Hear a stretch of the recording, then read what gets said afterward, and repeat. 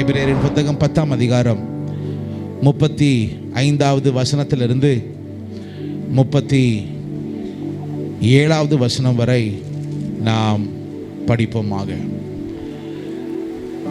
ஆகையால் மிகுந்த பலனுக்கு ஏதுவான உங்கள் தைரியத்தை விடாதிருங்கள். நீங்கள் தேவனுடைய சித்தத்தின்படி செய்து வாக்குத்தத்தம் பண்ணப்பட்டதை பெறும்படிக்கு பொறுமை உங்களுக்கு வேண்டியதா இருக்கிறது. வருகிறார், இன்னும் கொஞ்ச காலத்தில் வருவார், தாமதம் பண்ணா. ஒவ்வொரு மனுஷனுடைய தனிப்பட்ட வாழ்க்கையிலுமே பார்த்தீங்கன்னா எல்லாருமே சரி, எந்த தொடக்கம் இருந்தாலும் வார்த்தையில தான் ஆரம்பித்தார்கள். எரேமியாவை பார்த்து சொல்லுகிறார், எரேமியாவே நீ பிறப்பதற்கு முன்பதாக, எரேமியா 1:5 போட்டிருக்கோம், நீ பிறப்பதற்கு முன்பதாக, உன் தாயின் கருவிலே உருவாகுவதற்கு முன்பதாகவே நான் உன்னை தெரிந்து கொண்டேன். சத்தமா சொல்லுங்க பார்க்கலாம். தெரிந்து கொண்டேன் சொல்லுங்க பார்க்கலாம்.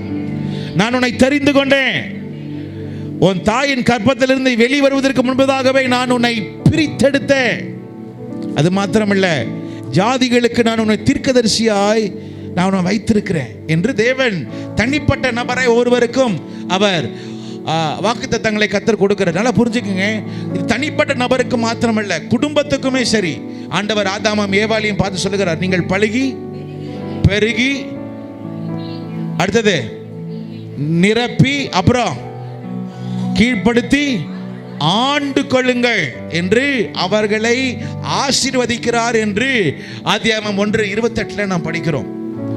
அது மாத்திரமல்ல, ஒரு சபை, பவுல் கொரிந்தி சபைக்கு போவார். 1 கொரிந்திய அப்போஸ்தலர் 18ஆம் அதிகாரத்தை சொல்லுகிறது, அவர் கொரிந்தி சபைக்கு போவார். கொரிந்தி சபைக்கு போகும்பொழுது அப்போ ஆண்டவர் சொல்லுகிறார், பவுலே நீ பயப்படாம நீ இரு, உன்னோட நான் இருக்கிறேன், ஒருவனும் உனக்கு எதிரே உன் மேலே யாரும் கை வைக்க மாட்டான், கவலைப்படாத, இந்த பட்டணத்தில் எனக்கு அநேக ஆத்துமாக்கள் உண்டு.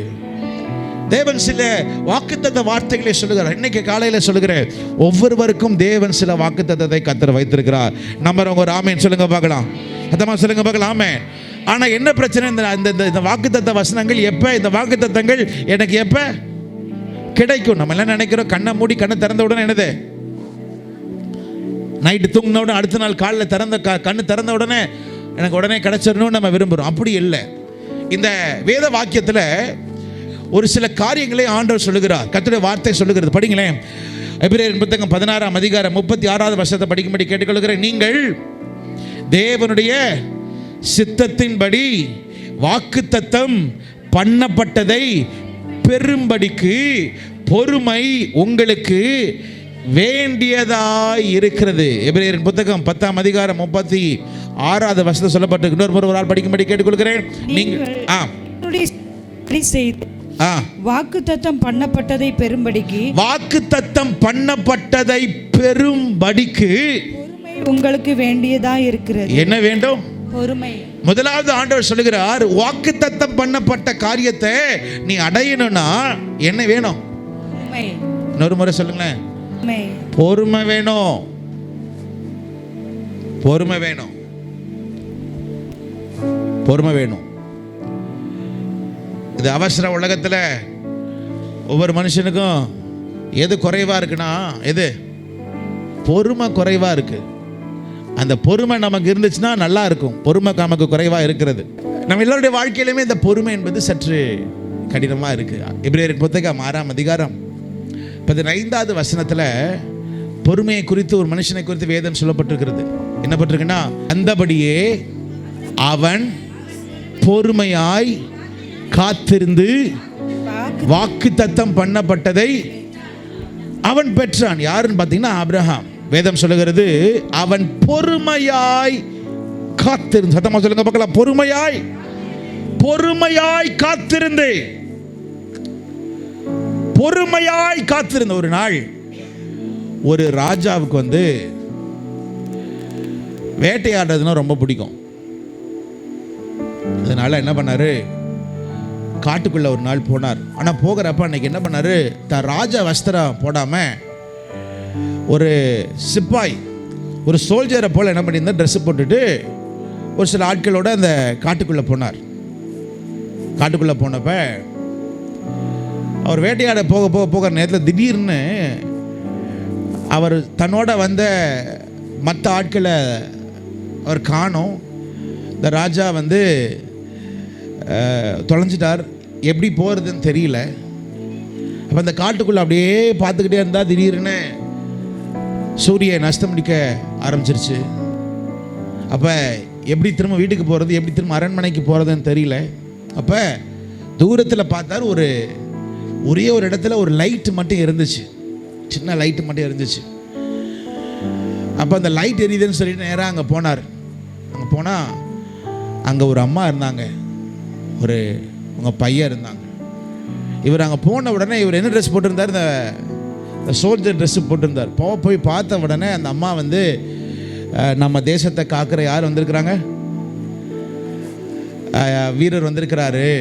உடனே இவர் என்ன சொல்லியிருக்கிறாரு, நான் வந்தேன், இது மறந்துட்டேன், போகிறதுக்கு வழி இல்லை, எப்படி போகிறதுன்னு தெரியல அப்படின்னு சொன்னோடனே, சரிங்க ஐயா நீங்கள் கவலைப்படாதீங்க, இன்றைக்கி ராத்திரி இருந்துட்டு போங்க, நாளைக்கு காலையில் பொழுது ஆயிடுச்சு, நாளைக்கு காலையில் என் பையன் இருக்கிற என் பையனை விட்டு நான் இதுக்கு அனுப்புகிறேன், நீங்கள் நைட் இங்கே இருங்க அப்படின்னு சொன்னோம். ஏன்னா அவர் வந்து மிலிட்ரி ட்ரெஸ்ஸில் இருந்தார். உடனே சரின்னு சொன்னாங்க. உடனே இந்த அம்மா என்ன பண்ணுச்சு, வீட்டுக்கு விருந்தாளி வந்திருக்கிறாங்க, ஒரு சோல்ஜர் வந்திருக்கிறாரு, பாவம் அவர் ரொம்ப எவ்வளோ யுத்தங்கள்லாம் செய்ய வேண்டியது இருக்குது, செஞ்சுருப்பார், சரி நம்ம அவருக்கு நல்ல சாப்பாடு கொடுக்கலான்னு சொல்லி ஒரு சாப்பாடு அரிசிலாம் வச்சு ஒரு நல்ல குழம்பெல்லாம் வச்சு அழகாக அவங்க செஞ்சிட்டு இருந்தாங்க. ஆனால் இவருக்கா பயங்கர என்னது பசி. ராஜான்னு சொல்லலை, ஆனால் பயங்கர பசி. அந்த அம்மா எப்படா சோறு போடுவாங்கன்னு வெயிட் பண்ணிகிட்டே இருந்தார். சோறு போகிற நேரம் வந்துச்சு. அப்புறம் எல்லாம் உட்காந்துருந்தாங்க. ராஜா இல்லை, ஆனால் எப்படி ட்ரெஸ் போட்டிருக்காரு, ஒரு சிப்பாய் மாதிரி போட்டிருக்காரு. இந்த அம்மா கொஞ்சம் வயசான அம்மா தான். சாப்பாடை எடுத்து போட்டு அந்த குழம்பை ஊற்றிருக்கிறாங்க. இதில் அந்த சாப்பாடில் ஊற்றின உடனே இவர் என்ன பண்ணியிருக்கிறாரு, அந்த பிளேட்டை பிடுங்கி எடுத்துட்டார், டக்குன்னு எடுத்துட்டார். ஏன்னா என்ன பசி. எடுக்கிற நேரம் அந்த குழம்பு கொஞ்சம் சிந்திருச்சு. அப்போ அந்த அம்மா சொன்னாங்க, அஜிஜோ என்ன நீங்கள் ரொம்ப அவசரப்பட்டுட்டீங்க, கொஞ்சம் பொறுமையாக இருந்திருக்கலாமே, நம்ம ராஜா மாதிரியே நீங்களும் அவசரப்படுறீங்களே அப்படின்னு ஒரு வார்த்தை விட்டாங்க. என்னது, உடனே இவர் என்ன ராஜா, என்ன ஆச்சு, நம்ம ராஜா என்ன ஆச்சு, இதே மாதிரி நம்ம ராஜாவும் அவருக்கு பொறுமை கொஞ்சம் இருந்துச்சுன்னா நல்லா இருக்கும். நம்ம ராஜா பெரிய பெரிய காரியம்லாம் செய்யணும் விரும்புகிறாரு, பெரிய பெரிய கோட்டையெல்லாம் பிடிக்கணும் விரும்புகிறாரு. ஆனால் அவர் ஒன்று மறந்துடுறாரு, பக்கத்தில் இருக்கிற முதல்ல சின்ன சின்ன கோட்டையெல்லாம் என்ன பண்ண மாட்டார், பிடிக்க மாட்டாரு அப்படின்னு சொல்லிட்டு நம்ம சொல்லிச்சு. நீங்கள் பொறுமையாக நீங்கள் வாங்கியிருந்தீங்கன்னா இந்த சூடாக இருக்கிறது வந்து உங்கள் மேலே விழுந்திருக்காது, இன்னொன்று கொட்டியிருக்காது. எப்போவுமே நீங்கள் சாப்பிடும்போது ஒன்று தெரிஞ்சுக்கணும், என்னென்னா முதல்ல சுற்றி இருக்கிறத ஊதி ஊதி ஊதி நீங்கள் குடிச்சிங்கன்னா அந்த சூடு தெரியாது, நேராக என்ன நடுவில் என்ன சீக்கிரமா அது ஆறிடும் அப்படின்னு சொல்லி ராஜாவுக்கே ஒன்று சொன்னாங்க. என்ன சொல்கிறாங்க, நீ எப்படி இரு, என்ன இரு, பொறுமையாக இரு. பொறுமையாக இருக்கிறவன் எதையும் ஆளுவானா, சத்தமாக சொல்லுங்க, பூமியையும் ஆளுவானா.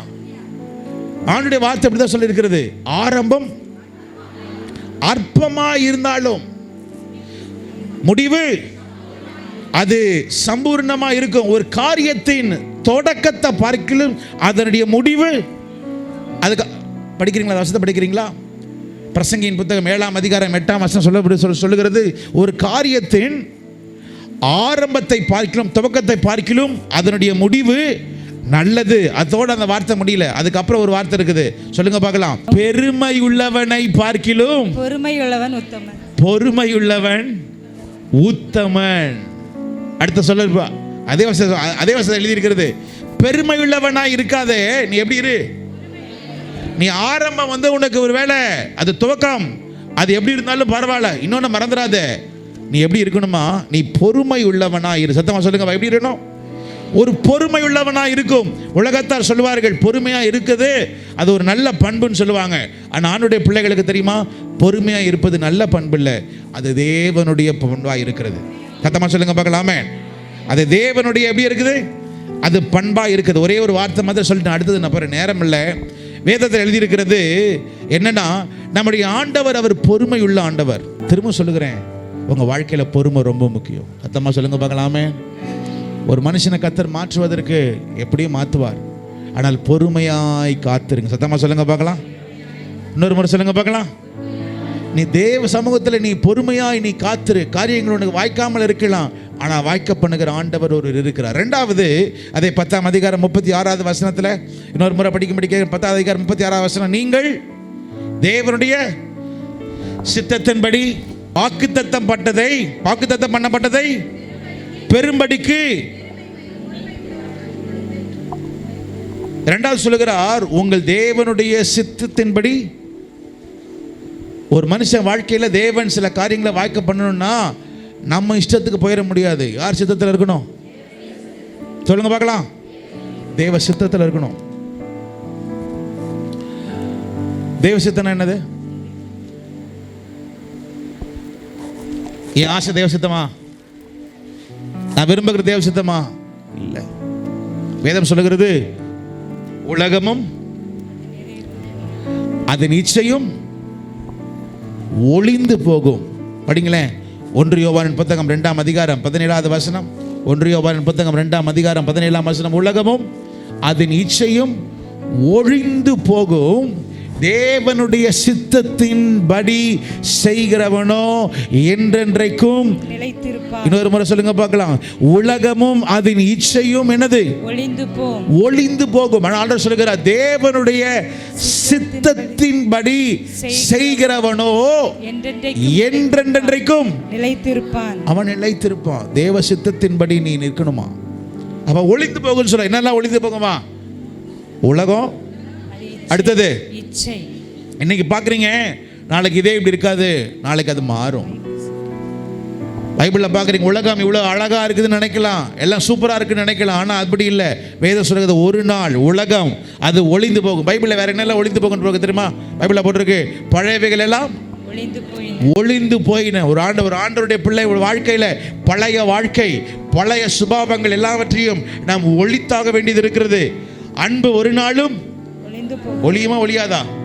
ஒளியாது. ஆனா எது ஒளியும்? தீர்க்க தரிசனங்கள் ஒளிந்து போகும்.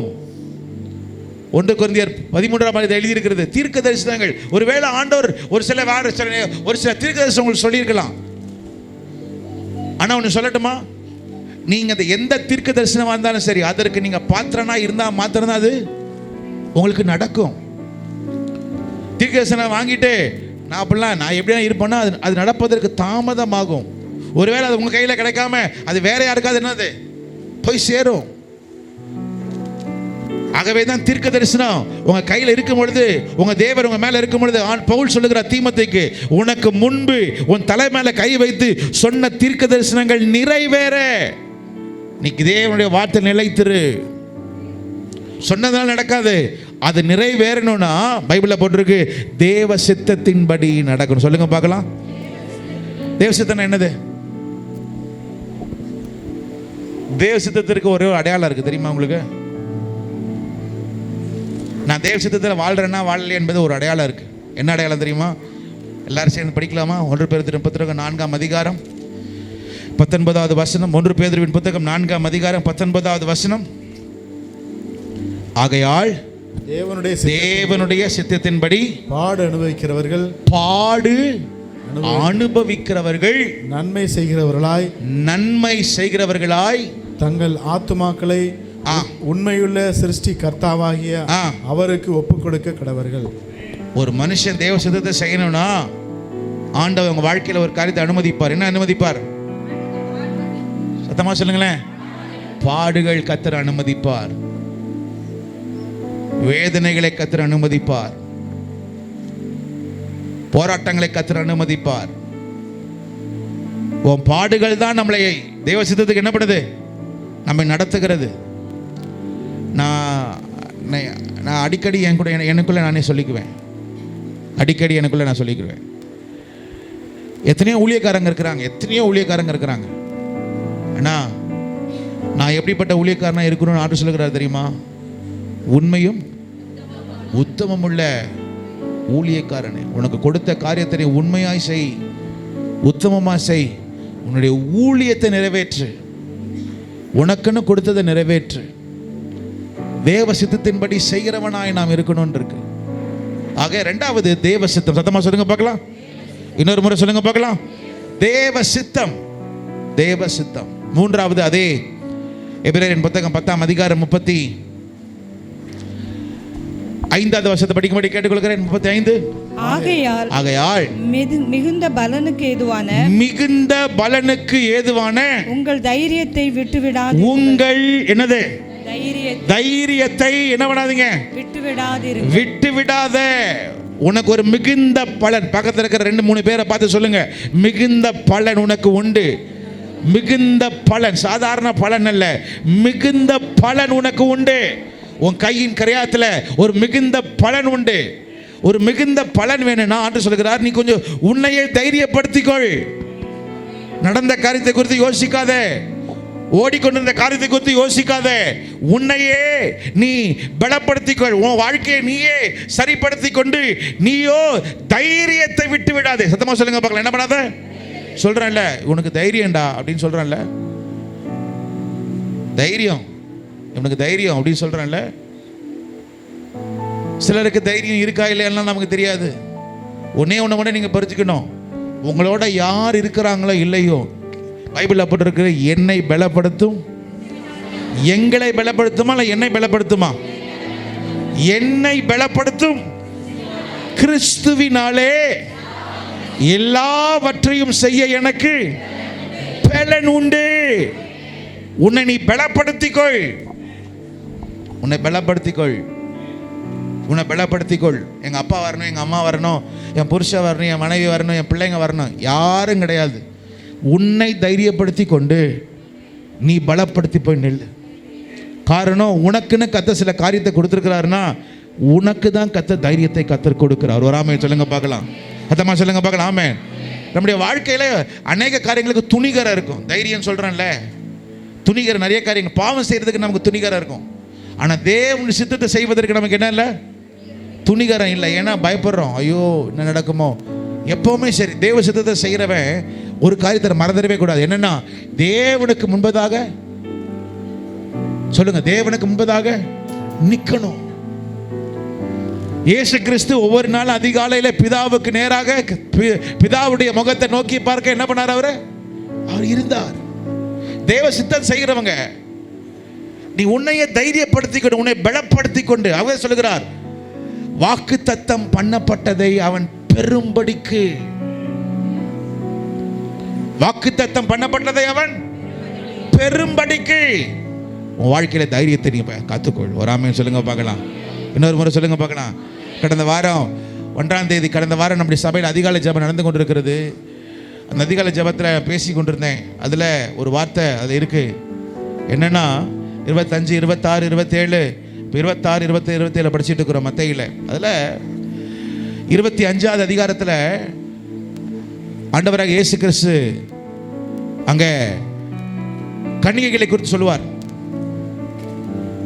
உன் விளக்கில் எல்லாம் இருந்தாலும் என்ன இருக்கணும் தெரியுமா? என்ன இருக்கணும், என்ன இருக்கணும். பார்த்துக்கலாம், என்ன என்னது அது எப்படியாவது வரும் நினைச்சிடாத. இல்லை, தேவன் எதிர்பார்க்கிறது நீ தைரியம் உள்ளவனாய், நீ பொறுமை உள்ளவனாய், தேவ சித்தத்தை செய்கிறவனாய். பைபிளில் போட்டிருக்கு, மணவாளன் எப்போ வந்தாரா? காலையில் வந்தாரா, மதியானம் வந்தாரா, ராத்திரி வந்தாரா? யாரும் அறியாத நேரத்தில் வந்தார். யாரும் அறியாத நேரத்தில் வந்தார். கர்த்தருடைய பிள்ளைகள், அவர் வரும் பொழுது அவருக்கு முன்பதாக நாம் நிற்கவும், நாம் பாத்திரனா இருக்கணும். அப்பொழுதுதான் கர்த்தர் நம்மை அவர் பார்த்து, உள்ளே வா உத்தமம் உண்மையும் உத்தமுள்ள ஊழியக்காரனே என்று சொல்லுவார். இந்த உலகத்தில் சில காரியங்கள் நமக்கு பெறலாம், பெறாமல் இருக்கலாம். ஆனால் ஒன்று, சொன்னதை அவர் கண்டிப்பாக நிறைவேற்ற வல்லவராய் இருக்கிறார்.